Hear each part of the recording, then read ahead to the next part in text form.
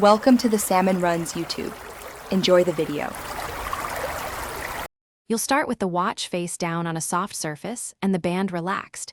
This prevents damage while you work. First, find the quick-release pin or spring bar where the band meets the lug. On some Galaxy models, it's a small lever.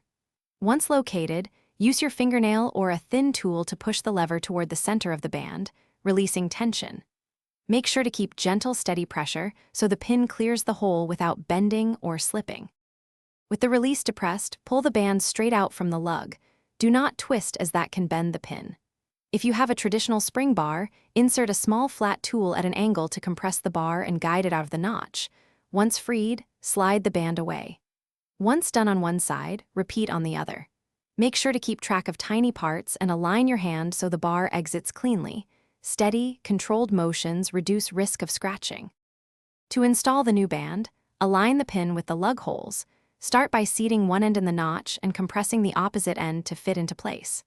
Release slowly until you hear or feel a click, which indicates the bar engaged the hole.